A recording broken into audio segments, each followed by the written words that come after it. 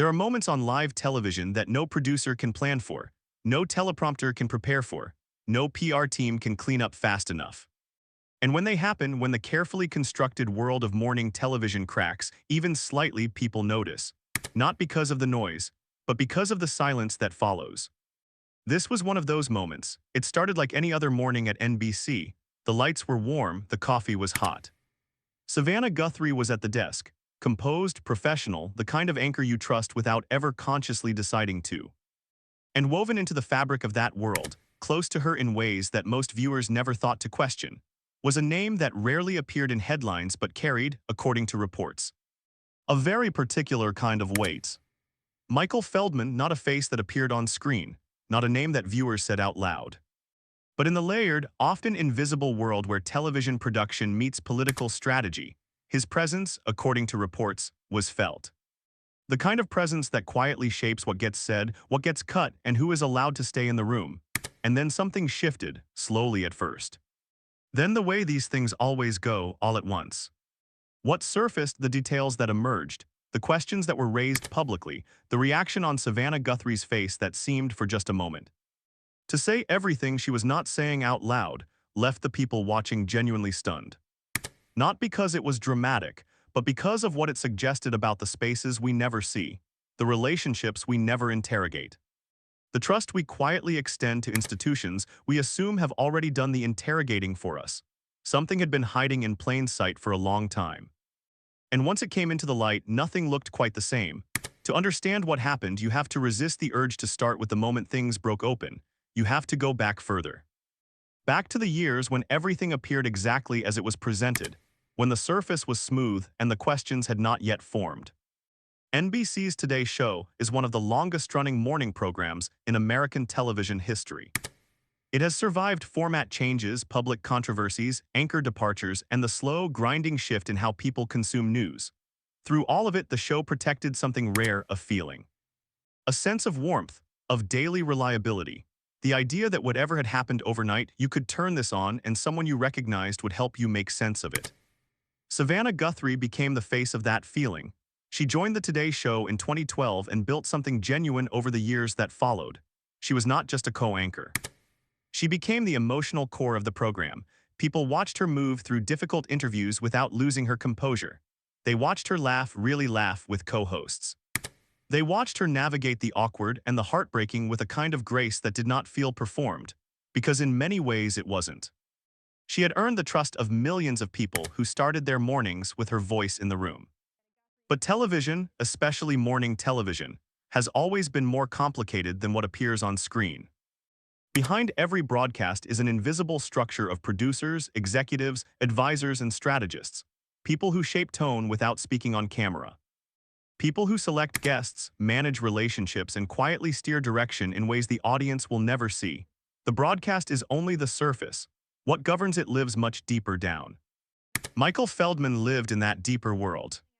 According to various reports, he had spent years building a career at the intersection of politics and media, the kind of career that positions a person close to influence without ever requiring them to stand in its light. He had worked as a senior aide. He had moved into communications strategy. And according to reports, he had developed a personal and professional relationship with Savannah Guthrie that would, eventually, become the subject of very serious and very public scrutiny. For a long time, none of that scrutiny existed. For a long time, everything looked fine. That is almost always how these stories begin, not with chaos, not with obvious warning signs, but with a surface so clean and so familiar that nobody thinks to press on it. The calm is the story, until suddenly it isn't. There is something about the ritual of morning news that makes disruption feel almost impossible. The same desk, the same lighting, the same music cue at the top of the hour. Day after day, it creates an atmosphere of permanence, a quiet signal to viewers that the world, whatever its condition, is still structured enough to be reported on. For years, that ritual held without interruption. Savannah Guthrie anchored it in every sense of the word. She sat across from heads of state and did not flinch. She navigated breaking news with a steadiness that looked effortless and was anything but. She held the unusual dual identity of serious journalist and trusted morning presence, and she held it carefully.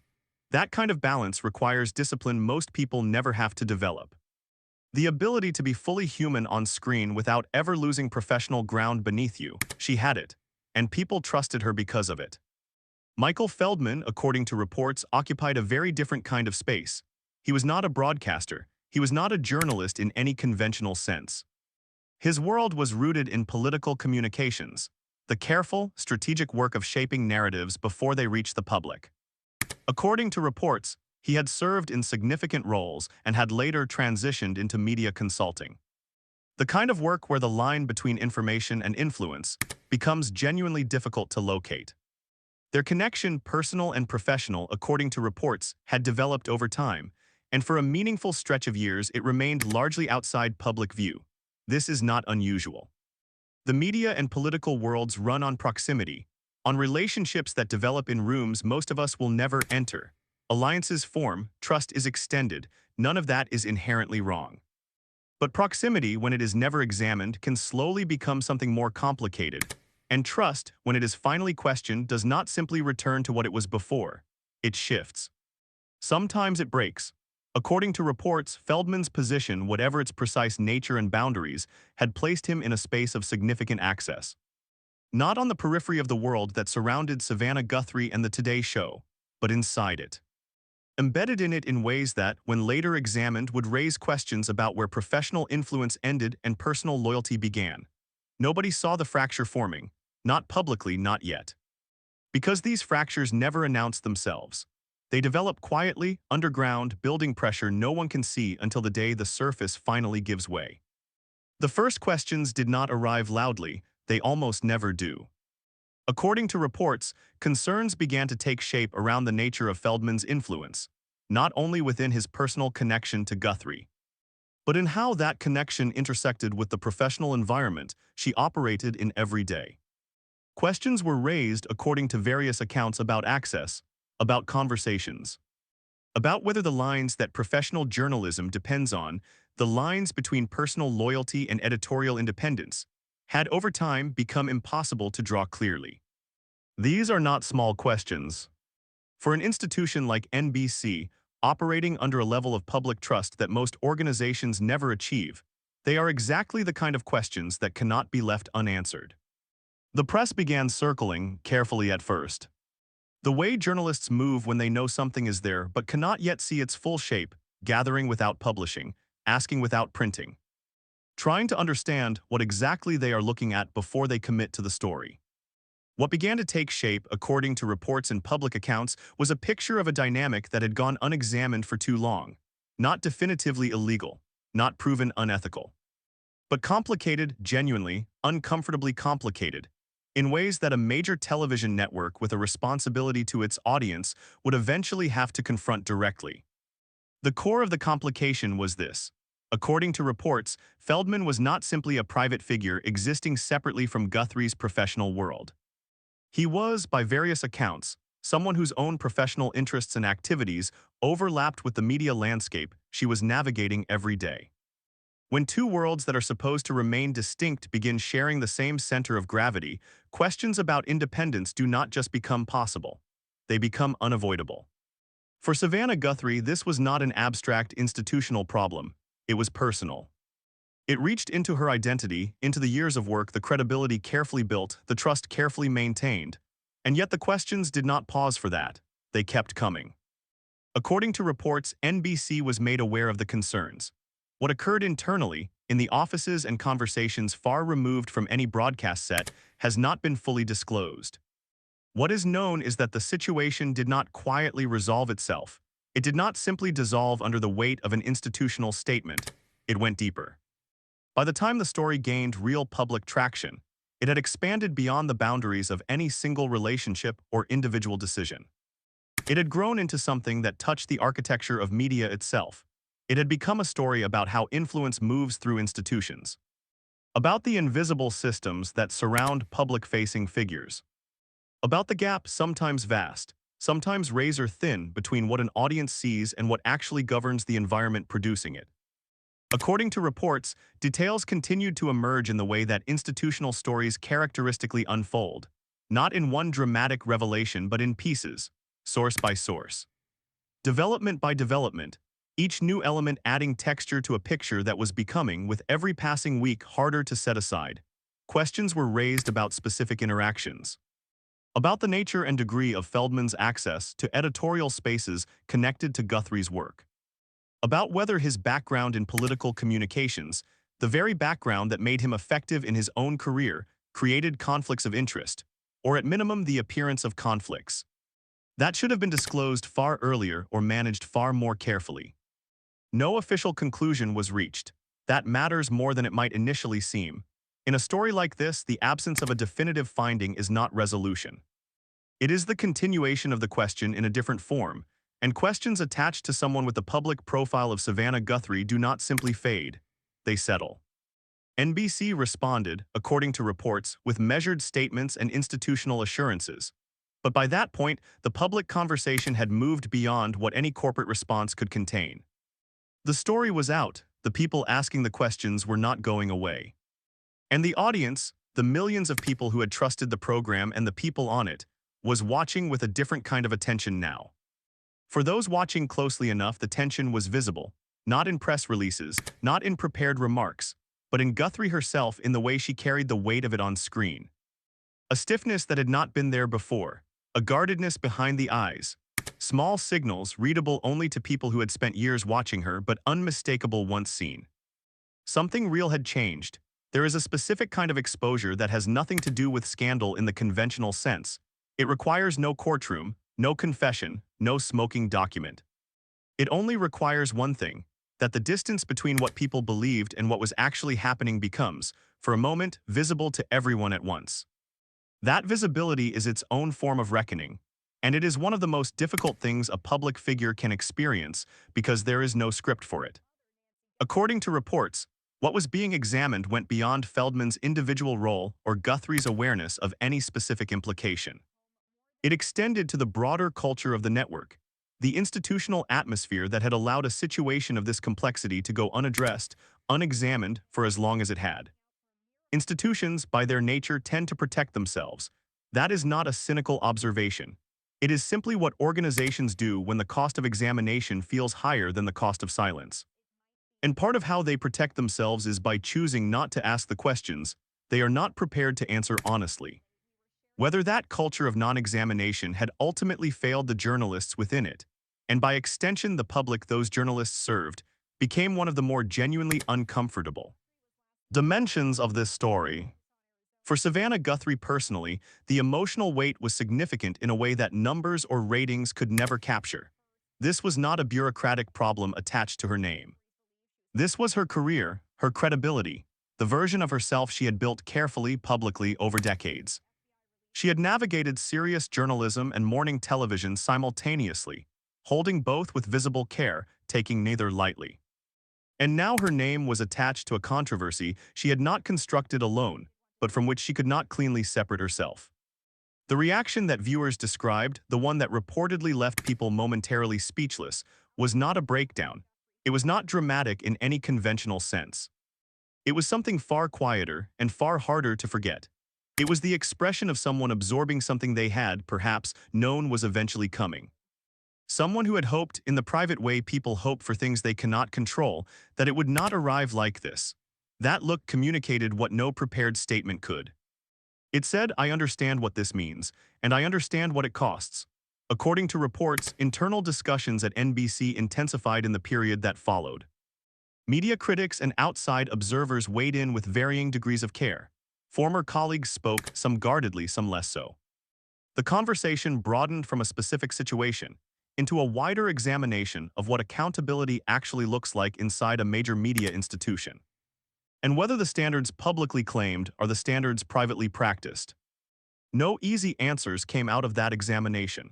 They rarely do when the questions have been sitting unasked for as long as these had.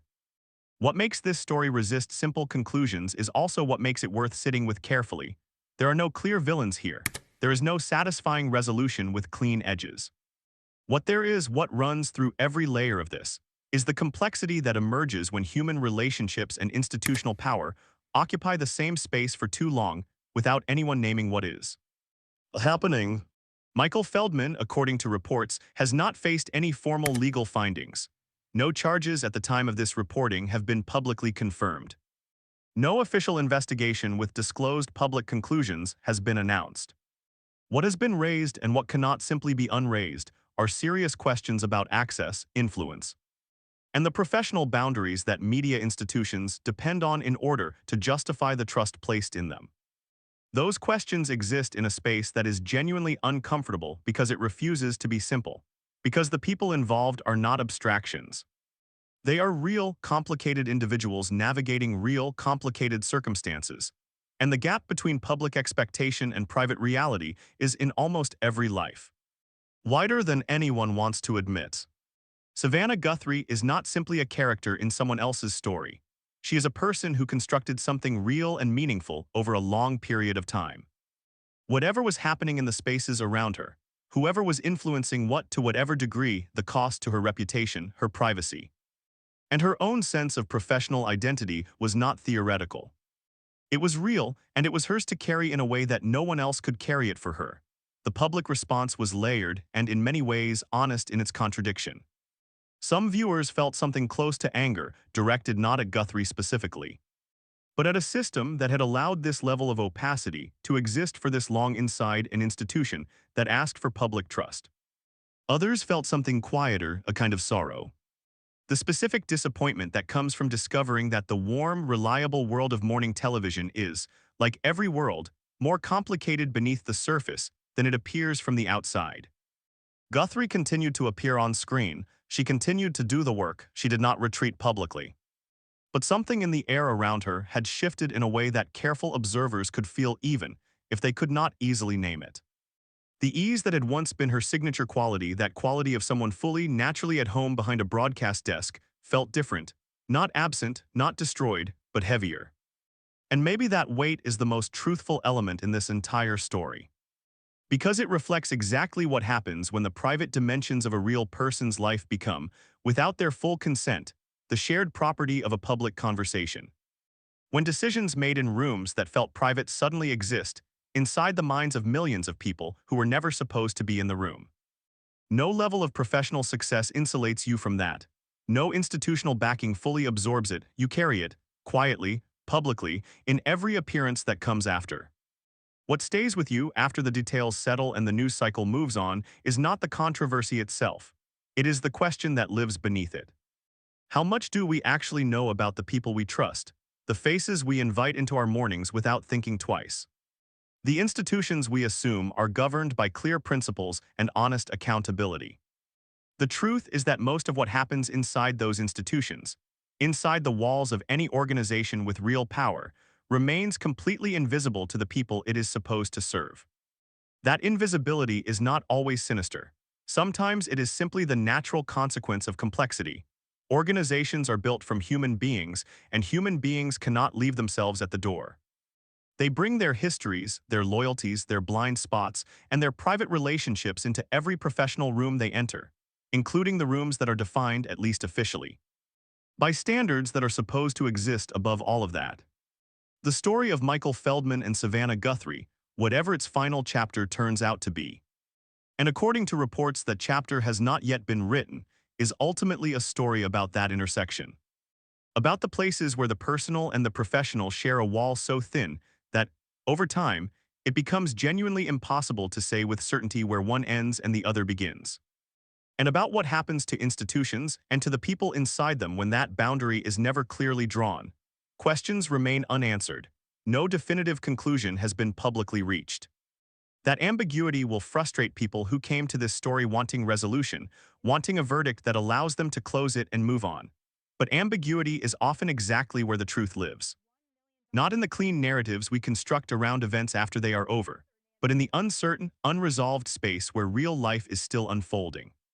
What Savannah Guthrie carries forward from here, in her work, in her sense of herself, in the private hours that no broadcast ever reaches, is something only she can know.